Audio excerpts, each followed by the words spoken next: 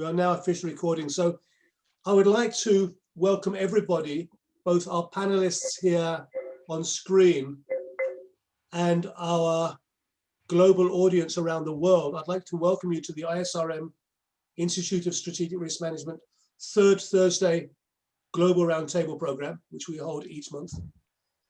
I'm delighted to say that we have a conversation and a subject and a group of panelists that I think are going to bring a powerful conversation to the table. And today we're going to be talking about policing the modern city, which for some reason it seems to be a subject that has gone beyond a specialist or an in-team discussion to something that is stretched across the headlines of the newspapers and on the evening news of the TVs on a much too regular basis. I'm delighted and I'm honored and I'm privileged to invite or to welcome to the panel today Chief Thomas Galetti, a 35-year veteran of the New York Police Department, who is currently Chief of Intelligence. We have Sutapa Sanyal, who was at one time the most senior female police officer in the whole of the Indian Police Service and was Director General of the policing in Uttar Pradesh state. You get an idea of how big Indian states are. Uttar Pradesh has 200 million people and the second largest police force in the world. And Sutapa, welcome to you. And Sutapa is now an advocate and a spokesperson and a banner, really, and a beacon for diversity, inclusivity, and protection of vulnerable sections of our community, and doing wonderful work both in India and on a wider global network. And I'd like to welcome Chief Superintendent Roy Smith, an old friend, a member of our Global Advisory Council, who was at one stage I believe, heading up the Continuous Police Improvement Program and the International Operations Program within the London Metropolitan Police. Welcome to all of you. It's been an honor. First of all, I would like, and I know it sounds, I don't know if it sounds, it's not quite English. Thomas, this sounds slightly American rather than English, but I would like to thank you for your service. I would like to thank you for your service because you have all of you given a lifetime of service to protecting a population that sometimes doesn't appreciate it. I would say that. And I'm sure that you've made sacrifices in your professional, personal, and family lives. And on behalf of everybody, I would like to thank you because I think it needs to be said. What we're going to be having today is our usual format, which I'll give you time to introduce yourselves, take 10, 15 minutes or so, and really to give an overview of what you think policing the modern city means in 2020, going out to 2025, because I'm pretty damn sure it's not the same as when you walked into your first training room, you know, with the ambitions and the dreams and the visions of what it meant to be a policeman and the service you would offer. And yet maybe fundamentally it hasn't changed that much. You know, it is still a life of service. It's called the police service for a reason. And maybe the fundamental underlying issues and objectives and challenges are not that different. You know, it is still to protect and to serve and to ensure the safety and security and well-being of the cities you're operating in, and to deal with people and situations as they arise, and, you know, to make things happen very much on a day-to-day basis. And maybe in that sense, it still is what it ever was. So what I'd like to do is to invite each of you by turn to give an overview. I'd like to make it clear to everybody, we are honored that Chief Galati and also Roy Smith are there in their uniforms, representing two of the leading police forces in the world. And I appreciate there are sensitivities around that. So any views they give are not official views, and they are their own personal views given for the benefit of this audience, and I think we should all appreciate that. So without further ado, Chief Thomas Galati, I'm quite happy to hand it over to you, and thank you very much. Okay, well, thank you very much, David, and you know, to my colleagues, I'm honored to be on this panel with you. You know, looking at, you know, policing a modern city, and you know, as you said, you know, having you know, over 35 years of service in the police department, policing has changed drastically over that time period. And I think right now, I would say in New York City, but really for the nation, you know, the United States is going over a complete overhaul of policing as we know it. And, you know, policing has to evolve with changing technologies, diversity in the cities that we are policing. And, you know, we have to become more transparent. We have to work better with the communities that we serve. And I think that we're doing that right now throughout the country. You know, some of it is coming because of, you know, obviously some of the issues that we've had regarding race relations with some of these horrific incidents that have taken place, like the George Floyd Minneapolis incident, which kind of sparked this. But I think that this was going kind of happening for the last 5 or 6 years. I remember back in 2014 when we had very similar incidents, you know, large demonstrations, and then there were, you know, attacks on police officers. Actually, in New York City, we had 2 police officers shot and killed in an ambush right during that time. And we're back at that. And the only way to prevent that from happening is to reform the police in the way that we are doing the policing, to be more inclusive, get the community involved. I think our police commissioner last night had an open forum with many anti-police advocate groups that were able to question him on how we police and maybe make suggestions on what they think that we should do going forward. I think that New York City has been the lead here in the States in trying to make some of those reforms very early on. You know, we had a lot of programs that had been in place, I'd say, since 2014.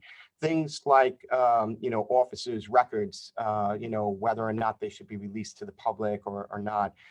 Things about, you know, the tactics and the training, de-escalation, how we're dealing with mental health issues. So all of these are things that we've been working on and actually had extensive training for the last several years. I think that we kind of are a little bit in front of the curve when it comes to, you know, redesigning the police department as we see. I mentioned diversity. I think diversity is a very important part of that because, you know, New York City, when I first joined the police department, was a much different city. We have a much more diverse community now, you know, where you used to have, you know, communities that were predominantly Irish or predominantly Italian or predominantly Jewish. That's completely changed now. You know, you have, you know, communities from all around the world, and the department has to reflect that too. So, you know, we make a very, you know, push to try and recruit officers from those communities, people that speak the languages, people that understand the cultures. You know, so that's a very important part of, you know, going forward to make sure that we reflect the people that we are policing. You know, technology has come a long way, and I think that helps policing. It helps policing a lot. You know, you can't really go very far without finding, you know, cameras and different tools that the police are using to help us with crime. But with that comes a lot of privacy issues, and, you know, we have to deal with that as well. You know, what is too intrusive and what's not too intrusive. So working with different groups, advocates to try and come up with that balance is really the key, I think, of going forward. One thing as a global city, you know, as also in London and you know, in different parts of the world, you also have to be global. And I think that, I think you mentioned about Roy having international reach also here in the NYPD. We do that too, have an international footprint around the world with our posts. We have 14 posts around the world. It's very helpful for us to bring, you know, the communities that we have here to have representatives back in the countries where they are to kind of help in, you know, serving their needs. So, you know, having that international footprint, I think is a big part of the NYPD's program going forward, to not only think about New York City as this one little geographical area, but that we represent, you know, people from all around the world, and having that is a major part of our strategy going forward. So, you know, I would say that, you know, going forward, looking at how we're going to deal with some of these emerging problems, whether it's going to be pushed upon us, I'd say, I don't know if pushed is the right word, by legislation, which, you know, is something that we have to deal with, or whether we're going to do it on our own. I think that's what we're working through right now. And going forward, I think you're going to see a very different NYPD over the next several years. You mentioned earlier when we were talking about some leadership that we had, and one particular chief that just left, who was actually a very young man, very capable and qualified, but the department is becoming younger as well. So as the new generation comes in, I think you're going to see new ideas, and hopefully, a much safer city and more friendly to the community we serve.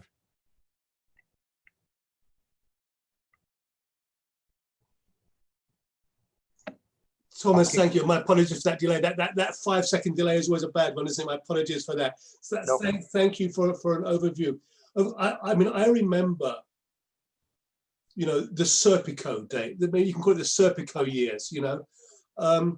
When I mean, New York was almost the dystopian city, wasn't it? I mean, in terms of everything that was happening, both in terms of the city, but also some of the policing problems it had. It seemed to pull itself up by its bootstrap. Central Park was the byword for a no-go zone in a major city. I don't think that's the case anymore. So New York City has over 20 years genuinely pulled itself up by the bootstraps, hasn't it? I mean, it's consciously decided this is who we wish to be. Do you have any ideas? I mean, how that happened? What was that process that allowed that sort of to be done? Because I'm sure that it takes a lot of, it's not just leadership, it's sustained leadership, isn't it, over time? Yes, it is. And I do think, and going back in time, and I came on in 1984, and as we went into 1984, the city was coming out of financial problems. So, they hadn't hired a lot of police officers for a while. The department was pretty low. It had come out of some corruption scandals, and because of that, there were very much limits on what general officers could do. It was very much a specialty type thing. So only narcotics people could deal with narcotics, and only gun violence people could deal with gun arrests. So everybody was in silos, and the patrol force was just basically responding to 911s and not being proactive policing. I think what happened is, we went through the crack wars of the 80s, and 90s. Violence was very high. I think in 1990, believe it or not, we had 2,245 homicides in the city of New York. You wouldn't dare go to Times Square. You wouldn't go to Central Park. It was just a different place. But, then in the 90s, finances started getting better. We hired more police officers, and we had new leadership that came in. I think Bill Bratton was one of the first people that came in and started what is called CompStat. And, we still do CompStat today. And CompStat's a way of holding leaders accountable for the area that they're in charge of, whether it's a precinct or it's a borough like Brooklyn, or, it's the whole city. That leadership over the years, whether, it went to many other different police commissioners, they took a lot in training the younger leaders to take those roles as we went forward. And, the city got better and better. So as I said, 1990, 2,245 homicides.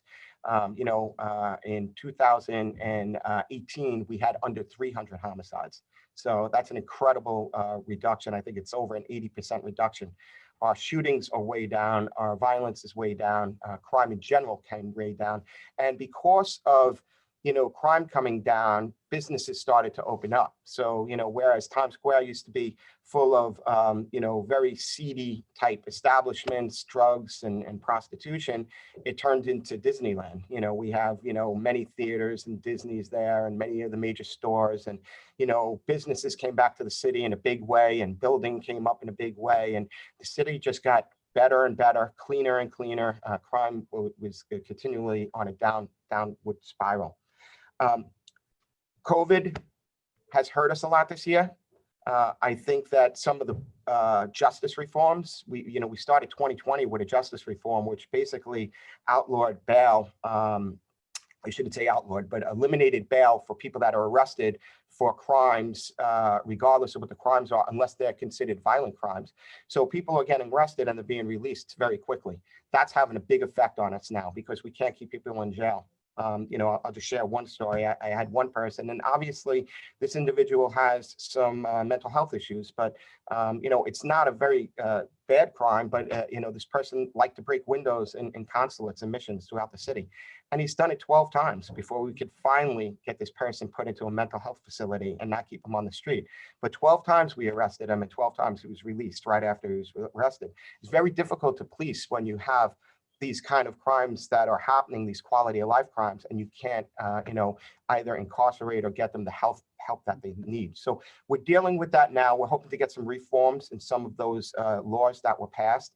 Those laws also put a lot of people on the street. Over 3,000 people were released from our prisons based on bail reform. And then going forward, when COVID came, because of the risk of COVID, about another 3,000 were released. So, 6,000 people incarcerated in 2019 are on the street today.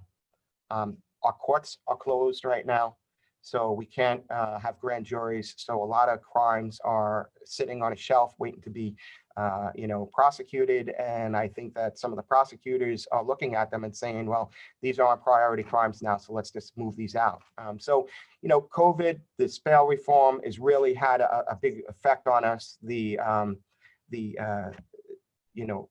George Floyd protests / move into some riots had a huge effect on the city too.